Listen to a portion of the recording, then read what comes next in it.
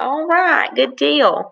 So today we're going to talk a little bit about carbohydrates, and I know this is probably a touchy subject for a lot of people, as we all think carbs are bad, but all carbs are not bad, and they are necessary for us to have every day for our bodies to be able to run and to make our fuel like we need it. And on my previous presentation I had fixed up, but that I can't get to today, I had a little slide. Just want to check in before we go any further with everyone from the last presentation, the last session. Do you have any questions, any comments, any helpful tips that are things you found helpful for you? Either from the last session or overall from, since we started our diabetes prevention program that you would like to share with us. Has anyone else, and I say that because I'm including myself, found themselves trying to slip back kind of into their old ways? And if so, what are you doing to try to get yourself back on the right path? I was slipping with getting my exercise minutes in, but I've started training for a half marathon with a friend. Oh, that's great, Sarah. I have found myself slipping in that category as well. I try to be and fit in more activity. It seems that gets harder and harder. And I know it's just I've got to break it down into those, increments where it's not all at one setting. And I know I can get that back going like I used to. Has anyone else had anything that you've had a difficulty with or getting off track? Or have you been the one that's like, this has worked out so well for me, I've just been able to keep going and pushing forward with it? The heat has really gotten me off track because I haven't been walking like I normally do. So I've got to get better at that. I've even told myself I'm going to get up early before it gets really hot, and I'm not doing a good job at it. And I think we all fall into that category, Kayla, right now with our Mississippi heat. It just seems to be unbearable unless you get up super early in the morning if you're going to walk outside or do it late in the evening. And I know that's not always possible with everyone, depending on where you live at. And then not everyone can afford or have a gym membership either. So even though you might could go there and work out in the cool, that might not be something that's possible for everyone.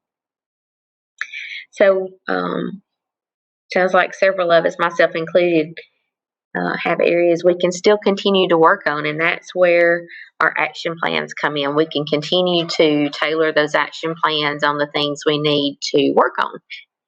So that's good. So today, of course, again, we're talking about more about carbs, and so our objectives for today are talking about the link between carbs and type 2 diabetes.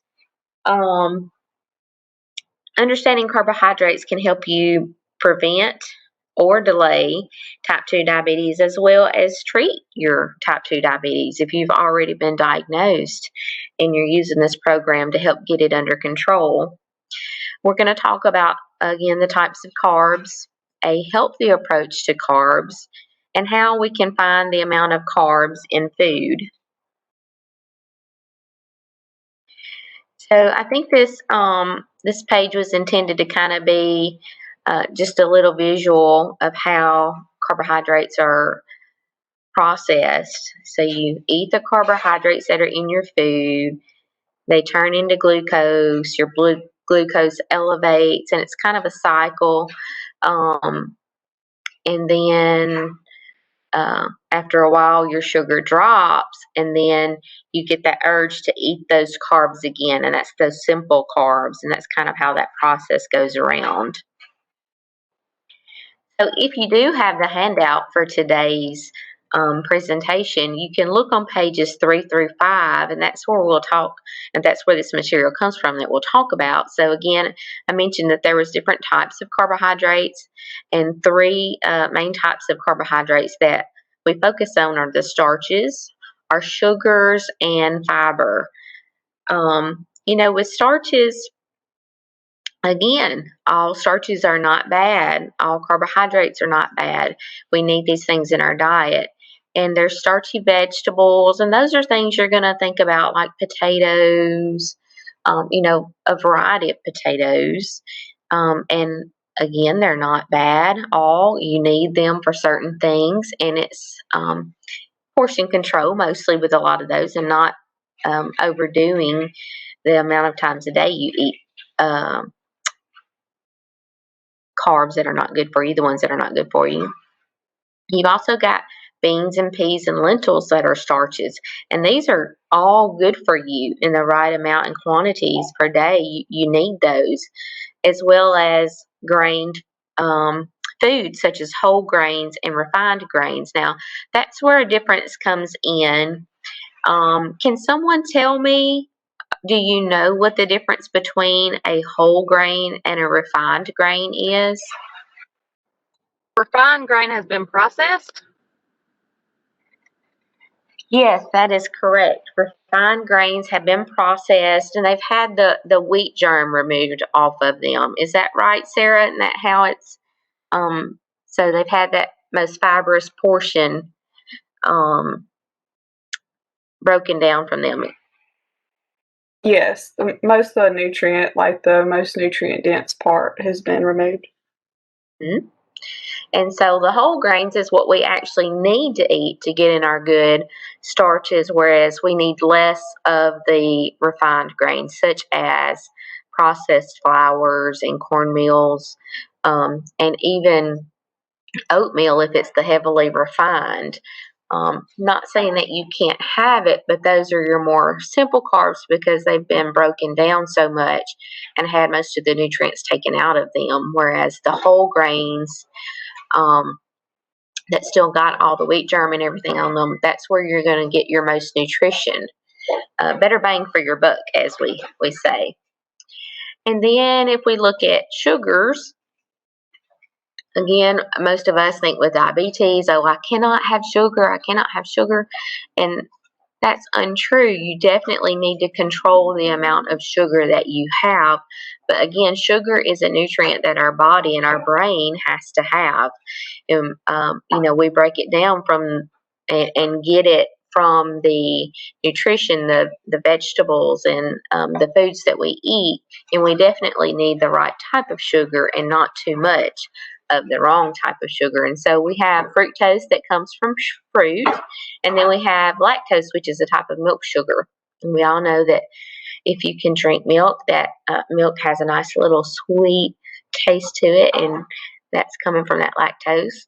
And then you have the differences in sugars, white sugar and brown sugar. And again, the differences there are the processing of the sugar. There's not many things, I don't believe, in nature that come naturally white that we eat. And so most of them, and that's why if you talk to most doctors or providers, they're going to tell you stay away from the white stuff because it's usually heavily processed. Corn syrup, maple syrup, now that is more natural, but again, that's something you'd want to be very cautious of using too much of. And then honey's in that same category, and molasses. And then we look at fibers, the last of our three carbohydrates that we talk about. Again, fiber also includes beans, peas, and lentils. Those fall into our starch categories, as we talked about a few minutes ago. And then we have our vegetables and our fruits. And this includes the skin and the seeds, and actually eating the skins off of your fruits is where the vast majority of your fiber is going to come from, and it's good for you. You need to clean a lot of fruits so that you get nowadays, apples and things like that. I know apples a lot of times are dipped in wax. So you want to clean those things really good, but they do have a lot and a high fiber content for you. And then nuts have fiber. And then again, we talked about this a few moments ago, whole grain foods is another area where we get our fiber. Does anybody eat anything in particular that is a starchy vegetable that you know falls on the good side, the complex carb side, that to make a special way, or that's very tasteful that you can share with anyone? We do sweet potatoes in the air fryer a lot of times if we want them like French fries, I guess, and then um, or just as chunks. So that usually does pretty good. Yes, and I love sweet potato fries. I love cooking them in the air fryer, and I love doing the chunks like you just talked about. And actually, yesterday at our work at lunch, we had the option of doing like I think they called it a Mediterranean bowl, but it had a lot of these things in it, and so we had a starch and a fiber in the quinoa, and then they had another starchy vegetable, which was the sweet potato. They had it diced up in cubes and they had baked it down. And then they had chickpeas and all those things. So that was a good kind of meal for us. But other things you can and just try to do is choosing things like barley or brown rice over choosing a white rice. And if you want something sweet and just to kind of help with that sweet tooth, if you get one every now and then, you can instead of choosing apple pie, you can try like stewed apples with just cinnamon sprinkled on them, and you'd be surprising how easy that is to do, and you'll really like it. So today we're going to talk about Desmond's story and see how he took a healthy approach to carbs.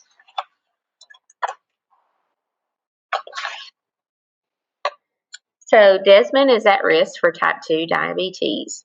His doctor tells him that the more carbs he takes in, the higher his blood sugar will be.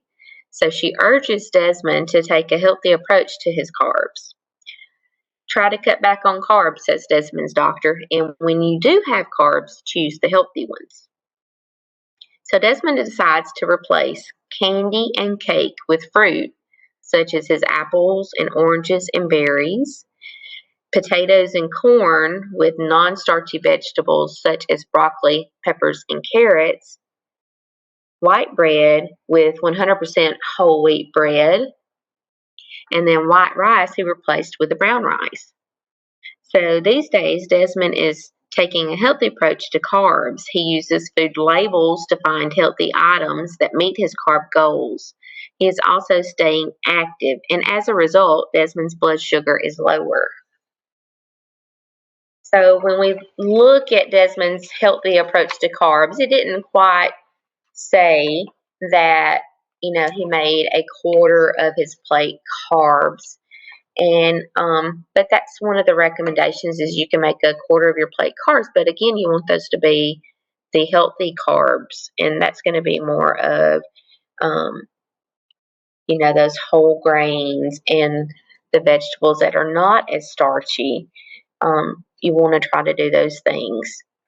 Again, you'll want to choose carbs wisely. You want the ones that are low in calories, fat, and sugar. You'll want the ones that are high in fiber. So if you can, leave on that outer skin. Even with potatoes, if you eat potatoes, some people really like, myself included, eating the skin of the potatoes. I really like that, and they have a lot of vitamins in them.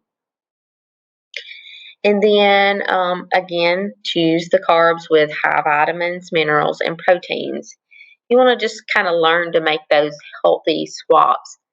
Has anyone found something that they've learned to be able to swap out in place of their unhealthy carbs they ate in the past, that they found a healthier one that they could replace it with?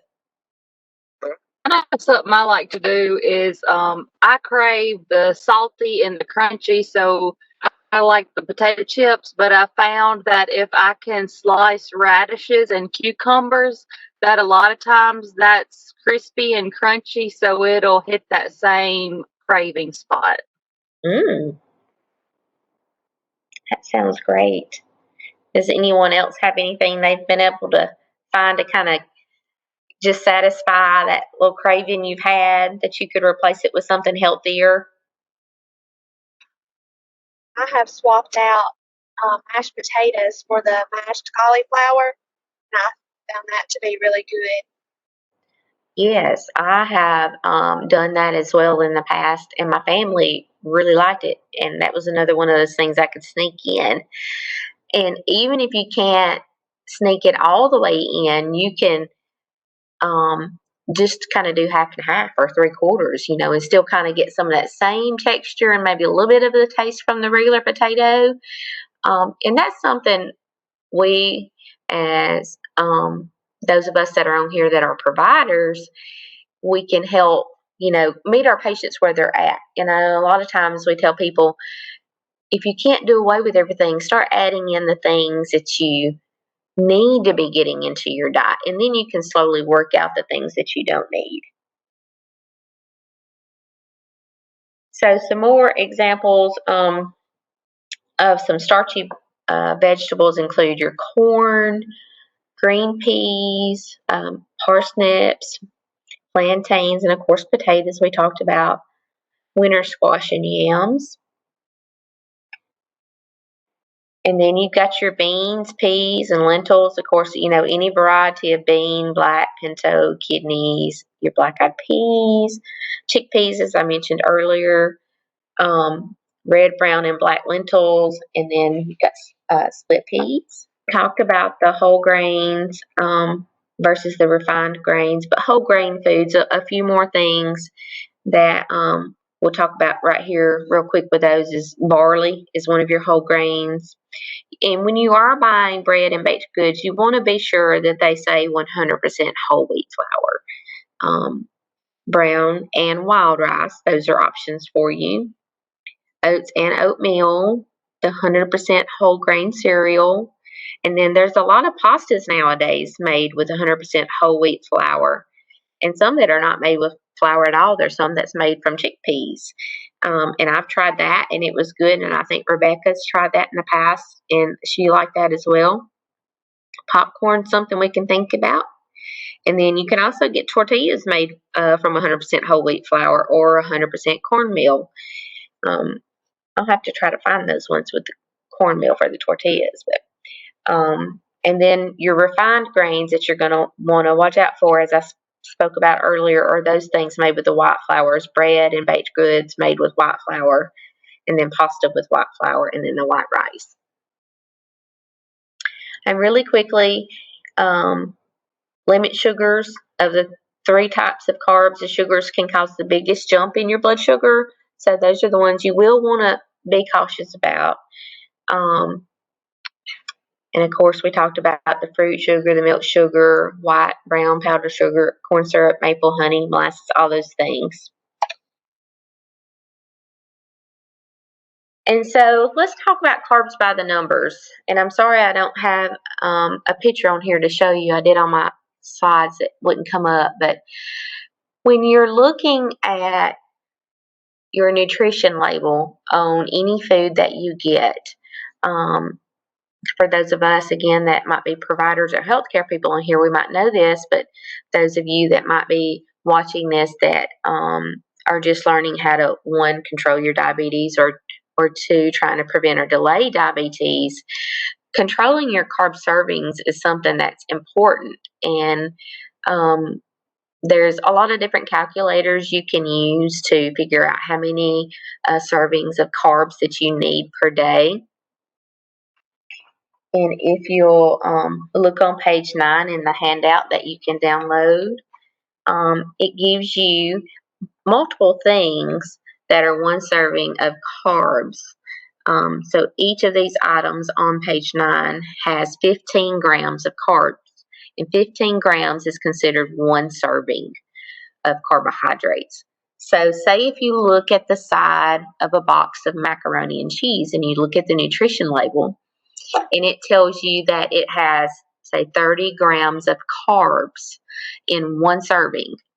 And you'll want to look and see what that serving size is, whether it's a quarter a cup, half a cup, full cup.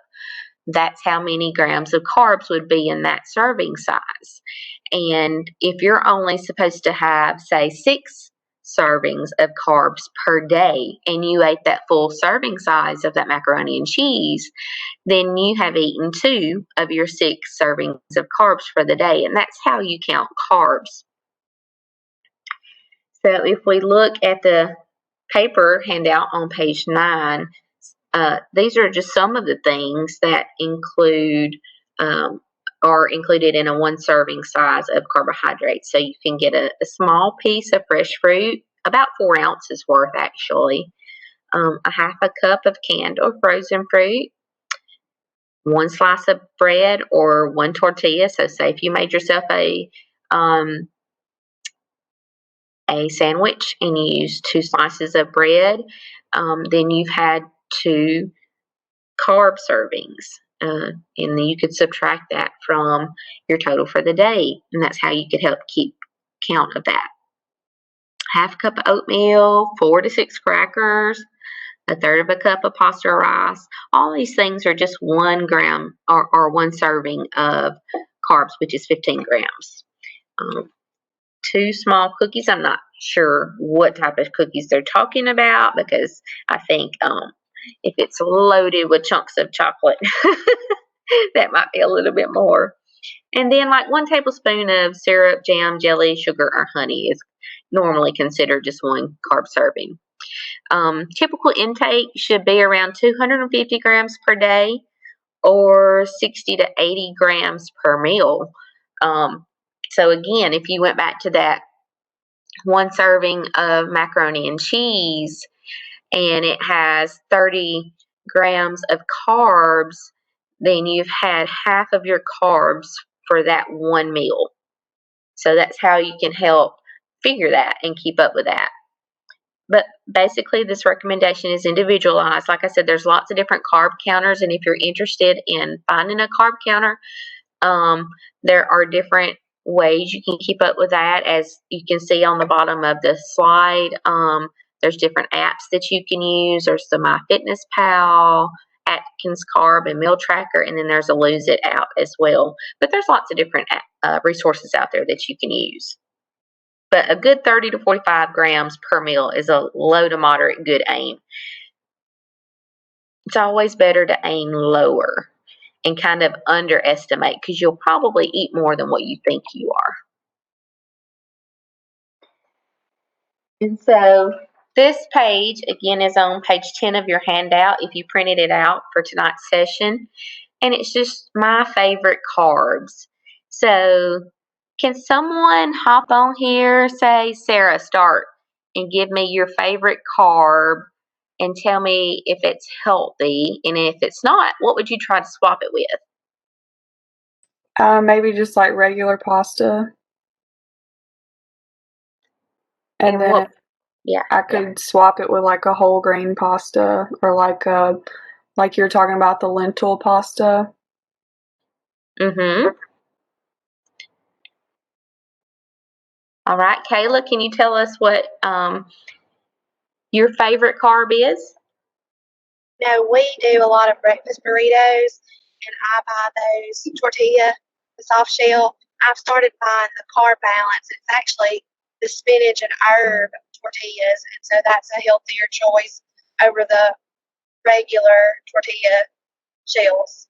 Mm-hmm. All right. Who else wants to tell us what their favorite carb is and what they swap it with, if what they're eating is unhealthy? Well, I'll definitely say my favorite carb is a bread. Pretty much any type of bread. So when I get to where I want something bread-like, I just try to avoid it altogether, and I'll just go to a piece of fruit. I keep whole grain bread here at the house, but that's not something I just want to usually snack on. So I'll grab a fruit instead.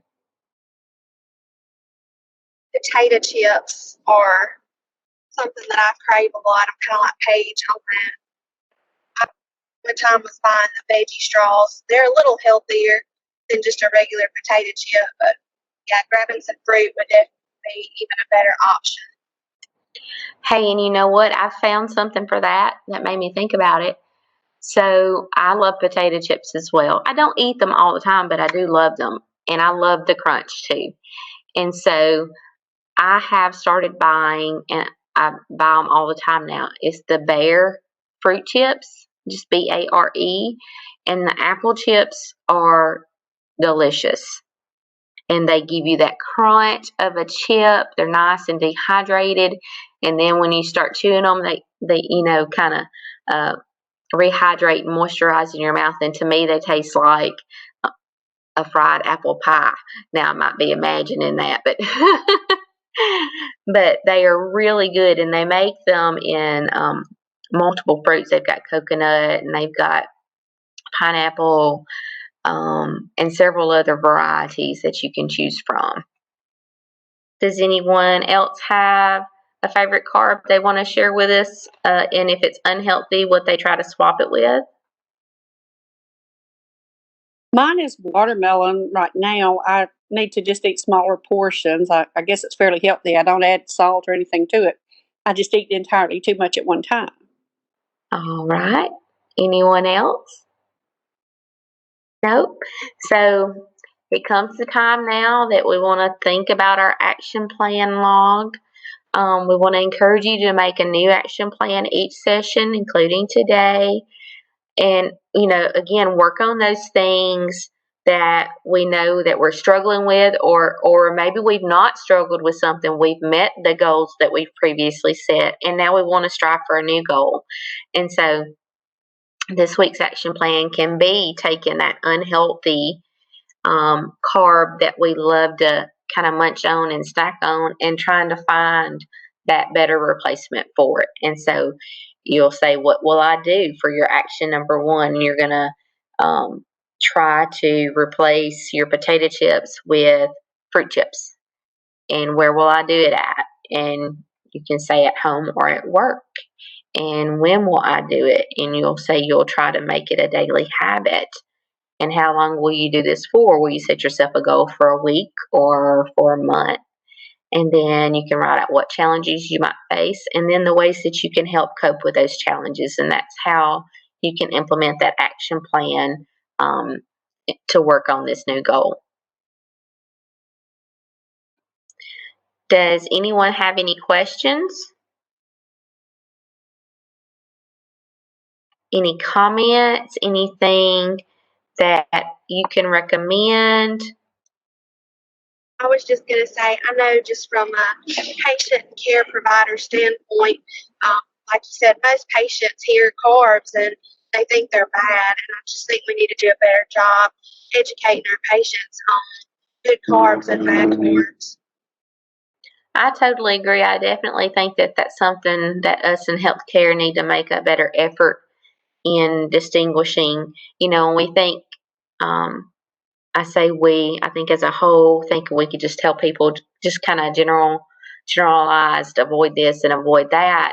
And they think, well, I can't eat anything. I can't have anything. And we do need to do a better job of explaining that there are many things you can have, and there even the things that you think you can't have, you can have as long as you learn the moderation. You learn to count those carbs. You learn to keep up and keep track. That way you don't overdo. Let's see. Miss Sheila stated that she was slipping getting her exercise and eating. She started saying an affirmation: I eat to live consistently and I love it. I'm renewing my belief system. I've also started saying I make time for my physical health and I love it. That is great, Miss Sheila.